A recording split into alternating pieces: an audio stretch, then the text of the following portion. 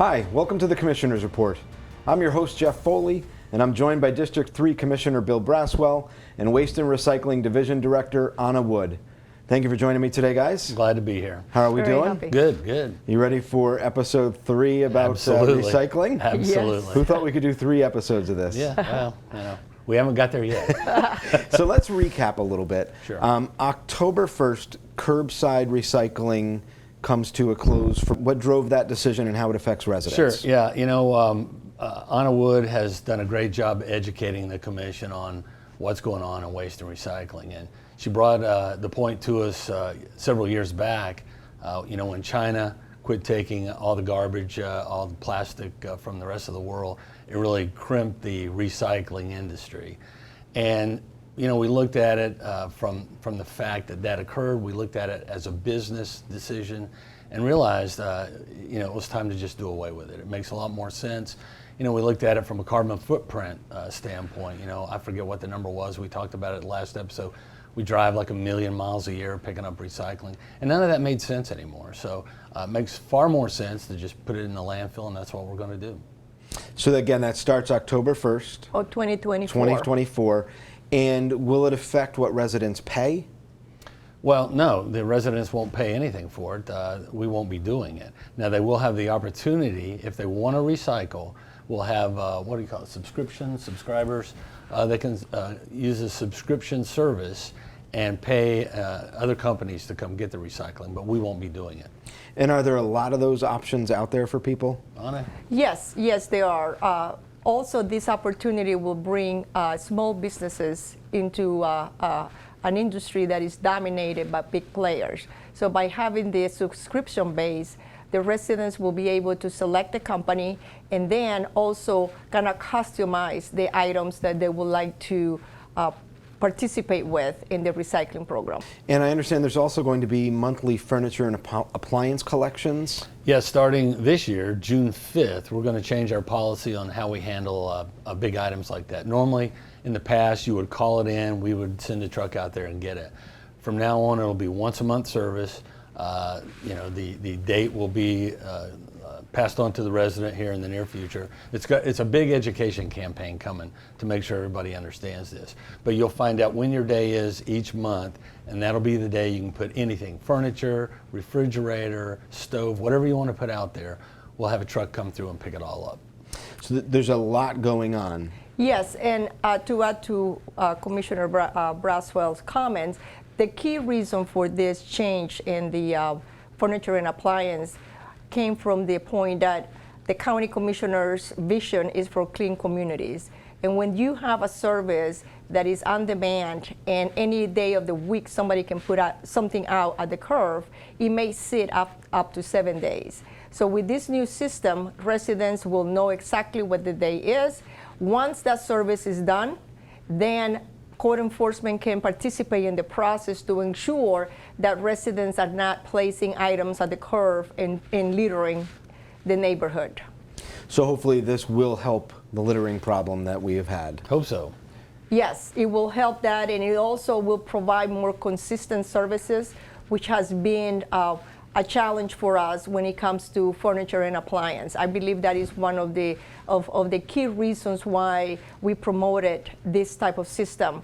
Most urban neighborhoods use at least once a month or once a quarter services. We opted, or the commissioners opted, to do it once a month. Can you talk to me about the renewable natural gas plant? Well, I'll let Anna take the lead on this, but I want to say this is something we've been working on for a long time. Several years back, I was on an RFP. We just couldn't get it done. Now she's got a company in there. It's a great idea. It's great for the environment. Go ahead. Yes, this facility is going to be adjacent to the landfill, and the main function is to take landfill gas, which is a byproduct of the waste decomposition, and utilize that as a source of energy that will then be connected into the system and be a source of energy for Polk Countyans. So we're using the landfill and the trash that's there to generate energy for the residents. Correct. And by doing this, another benefit is residents will be able to put yard waste in with their regular waste, and that'll save the garbage companies multiple trips and that sort of thing, even though they'll still be running the route. But when that yard waste goes into the landfill, I guess it'll generate more gas. Yes, it will be, yes.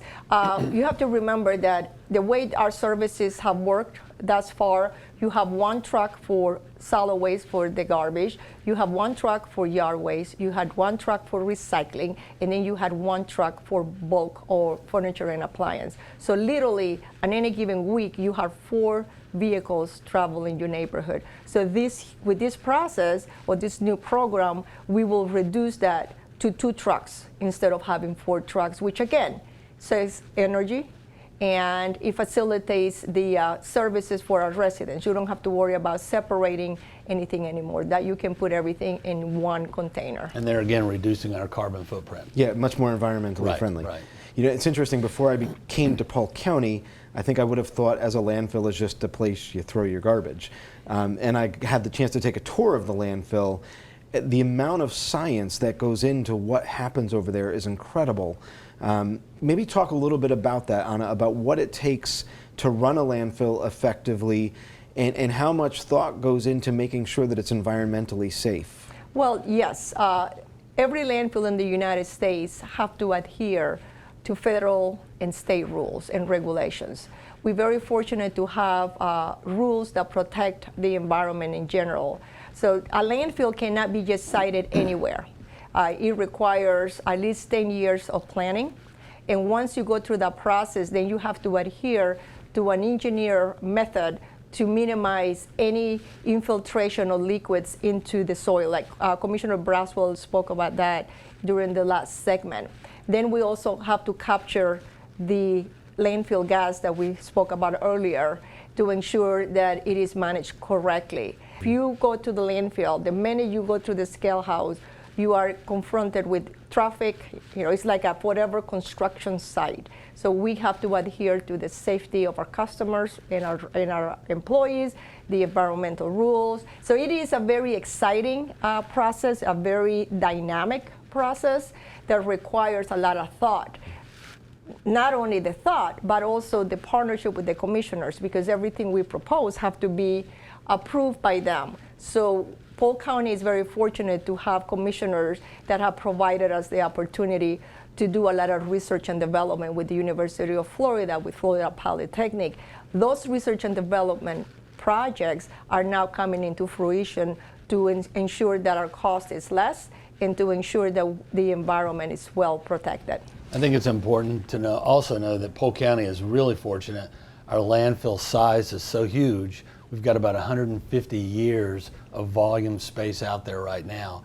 Given the fact that, over time we'll mine some of that, making it reusable again, I mean, ultimately we have an unlimited landfill in Polk County, which is kind of cool. It's pretty incredible. I know not every place is lucky enough to have that. Right. Yeah, if you just to put things into context, and for our viewers, we have 67 counties in the state of Florida.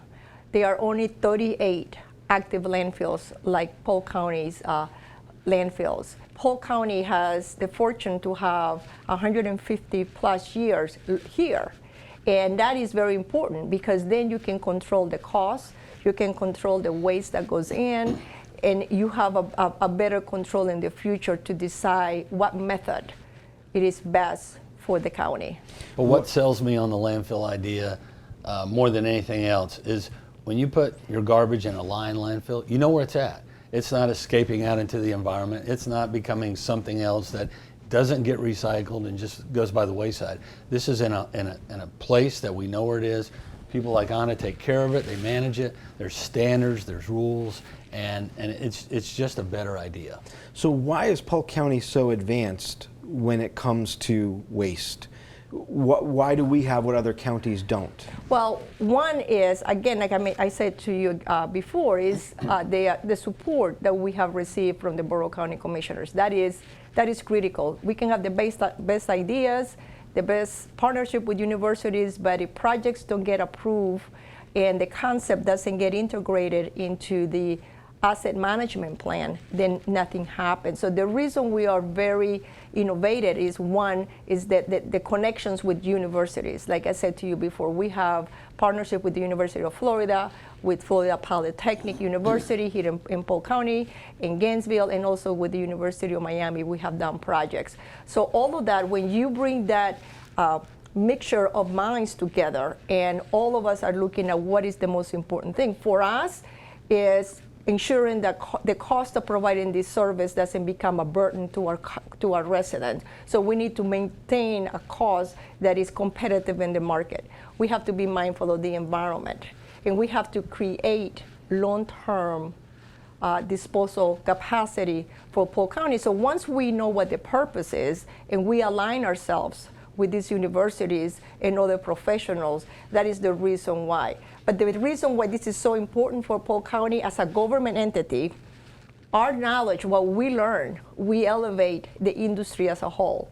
If we were a private company, this will be our competitive advantage, and it will not be shared with anyone. But just the nature of being government allows the industry as a whole to get elevated, because anyone can come in, look at our projects, enhance it, make it better, and then we benefit from that as well. But I will say the board has supported all this because Anna brings in these university people. She comes in and explains. They explain it in a way we can understand it, because we don't know garbage. And when you hear it all laid out in front of you, it makes perfect sense.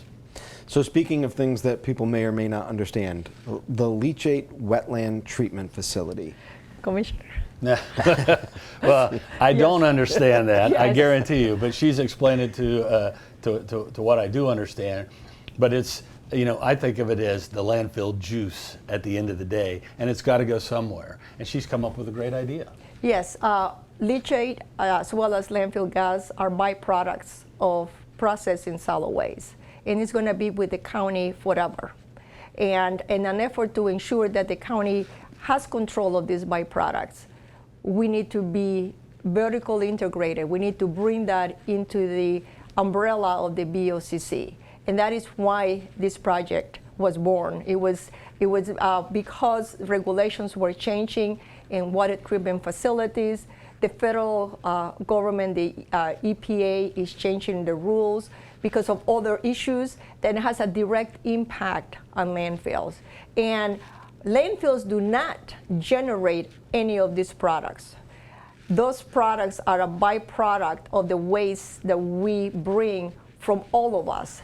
So the landfill is not generating any of this, but we are responsible for managing those byproducts. And that is the reason why the leachate, the treatment facility, is going to enable the county to treat these liquids environmentally with plants, just like a regular wetlands. And then it will transfer the treated liquids into a pond that doesn't discharge into the environment. So it is a very innovative project. The University of Florida is taking the lead on this project, and I believe it's the 18th of April, the Borough County Commissioners will be approving the construction of this facility north or adjacent to the landfill. And how much money is it saving the taxpayers? Millions. And the reason for that is the cost to manage these liquids is $2.5 million a year just to process, to send it to somebody else. And we need to treat these liquids forever. Those liquids will never cease to drain because the garbage is wet. So that, if you factor in the 2.5 million and all the increases that those services will cost in the future, this by far is less, which is $11.5 million. So you're bringing it in-house, you're bringing the treatment in-house to save money for the taxpayers. Absolutely. And monitoring control, because it's not only the savings of money, it is savings of money is a byproduct of doing the right decisions and the right processes, right? So that is where we're going with. So, and I understand today was a big day for you. You won an award today from Waste 360. Congratulations. Thank you. Can you tell us a little bit about what the award was for? Let me tell about her. She is, like I said before, an incredible person to work with. She's been so good at educating us. You know, I know more about garbage than I ever dreamed I would know about garbage. And it is a fascinating subject. Yes. But this lady right here, it's 24/7 with her. I mean, she's into it. She pulls in these universities to do the research on our facilities, which benefits every citizen in Polk County. And this Waste 360. So 5 people in the United States We're selected over hundreds. Yeah, and she was one of them. And it's a big deal. It's a big deal in her industry, and it's a big deal for Polk County. Well, congratulations again. Thank you. And there's one more congratulations. This is her last day at Polk County. She's retiring, and we haven't found a replacement yet, but we'll look. Yes. But she's had an incredible run here. She's really brought Polk County into the 22nd century when it comes to waste, and it's really cool. It's been great to work with her. It's been fun. Like I said, it's educational. But she has put Polk County in such a great position. Well, and I hope you enjoy the heck out of your retirement. Oh, yes. Hope you travel Yes. and have fun. You've earned it. Thank you for joining us again today, Commissioner Braswell. Thanks. Thank you for joining Enjoyed us it. again Thank you. today. I'm glad. We hope we've been able to explain a little bit about what's going on with the recycling and the waste in Polk County and keep people in the loop. And more to come. Awesome. Yes. Thank you. Thank you. Well, thank you again for spending time with us today. That's it for this episode of the Commissioner's Report. I'm your host, Jeff Foley, and I'll see you again soon. Thank you for watching. Please make sure to subscribe and like our social media.